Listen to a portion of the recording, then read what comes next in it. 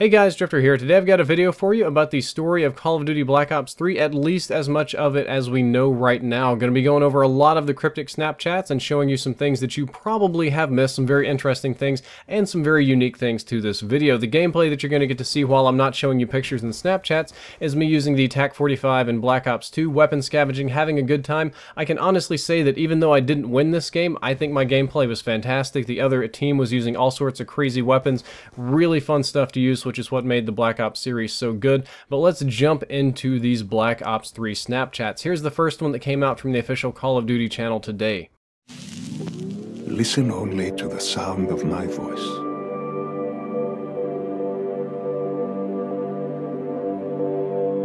Not a whole lot of information in this one, but there was a really good nugget near the end.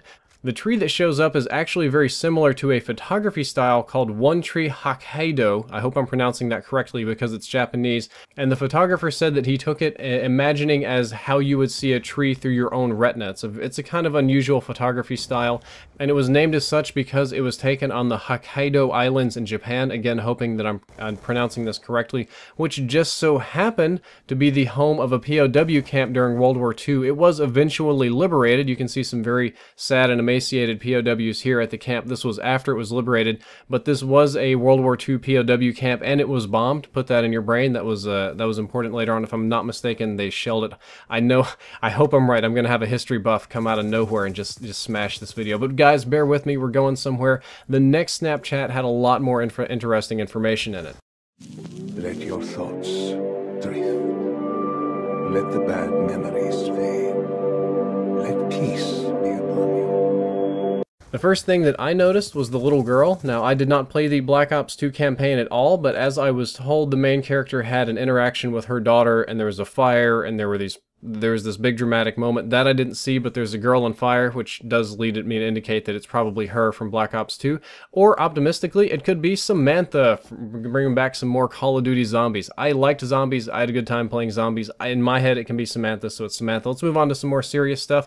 In the middle of that Snapchat, there were some kind of weird things flashing that you probably didn't catch. This is actually an MRI of the human body. You can see the lungs, you can see the kidneys, the spine, and the hip region. There was another MRI of what I'm pretty sure is the abdomen, but from a different angle, from kind of like the bottom or the top, so you can see the same thing as it progresses down the spine, and a little segment that seemed like random blocks, but I'm pretty sure it's the main character laying on his back, seeing the hospital tiles as he's moved around. He's getting some kind of medical treatment, or she for that matter. We don't really know that much about it, and we'll talk about the doctor doing the treatment later on, but for now, that's probably what that is, laying on your back, seeing hospital tiles move past your head. There was a helicopter in this one as well. You could see some soldiers, some helicopters running around. This one's very important because the helicopter, and this is credit to MP First and Charlie Intel and their internet detectives, is a Skorsky UH-60 Blackhawk, which was first piloted by the 101st Combat Aviation Brigade in 1979. So this event takes place in 1979 or later, probably sometime in the 80s, and is not World War II. That's not super shocking because the Black Ops series does have decade-long stories, and you do go flashback to World War II for some stuff, so that's kind of cool. But this does tie into something that's going on somewhere else with voice actor James C. Burns. He plays Sergeant Frank Woods in Call of Duty Black Ops 1 and 2, and it says he's the creator of Nom Zombies. You can see that on his profile right there, so you're thinking maybe Zombies is coming back, maybe this is going to have Nom Zombies. I looked it up, and it seems, at least from IMDb, that Nom Zombies is a movie or movie series or a side project that he's working on, not tied to Call of Duty, so don't get your hopes too high about that. I did get this tip from Biblical Reaper, so thank you to him. You'll find his channel link down there in the description. You can actually see up there where he took a snapshot of it. But if you look on his vlog channel, which he has his own YouTube channel, he vlogs with these little hats on all the time, and all the hats have the 101st Airborne logo on it pretty frequently, so he's getting them from somewhere. I'm assuming that's the same 101st Airborne that's hopping on the helicopter, but we're not done yet. We have even more going on with the 101st Airborne. That is back to the tree again. That's Battle of the Bulge. They did fight in the Battle of the Bulge, and it was a wintry, cold battle in the forest. You can see those kind of frozen trees and stuff throughout almost all of these snapshots. But let's do Snapchat number 3. Imagine somewhere calm.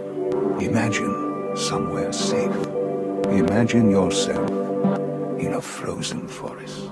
First thing I noticed in that was this mountain right here. I am not a geography major and I can't profess to have ever seen the entire movie, but I think Sound of Music and Germany for some reason. Whenever I see this, those things go together. Please forgive me if I'm wrong. There is a very brief segment of what appears to be an island being bombed, or at least that's what it looks like to me. I could be incorrect. Those look like artillery shells flying down. Maybe it's rain, not entirely sure, but that could be the same Hokkaido island that was being liberated from the Allies and a small portion of that. There is blood at the end of this. It's very brief, but it looks like it's blood dripping down, so we're getting a little bit darker here. But back on the Japanese thing, the very last Snapchat of the day was just kind of this sun over the sea, and the Call of Duty Snapchat changed its name to Dr. Salim. Also, if you change the filters on this, you will see that it says Dr. Salim right there, and we have this symbol that's not that different than the rising sun, which is Japanese. I guess it's kind of more inverted than anything, but I think sun over the water, a lot of people would think Japanese. So we're feeling very World War II-y here, and you're going to ask, who in the world is Dr. Salim? Well, if I go onto Google and I throw Dr. Salim into Google, and you can guarantee that I've done that, you'll find that Dr. Salim is a Tanzanian diplomat. If I'm not mistaken, he was born in Zanzibar. He's been very active since the 1960s, working for, diplomacy in Africa. But what's weird about this, I'm pretty sure this is the wrong Dr. Salim because he's still alive. I'm assuming that Salim is just a generalized Arabic name. And also the audio here appears to have been playing off a phonograph, which people have told me that's what they used to treat PTSD with in World War II. So I think we're getting a Black Ops 3. I think we're getting a standard crazy, maybe not time travel, but kind of all over the place story, like we're doing some secret, we're, getting some sort of biological weapon from World War II that the Soviets stole and we got to get it back, nuclear warheads, kind of espionage story that made Black Ops so fun. And that's the story so far. I hope you learned something new in this video. If you did, don't forget to like, favorite, and subscribe. Drifter out.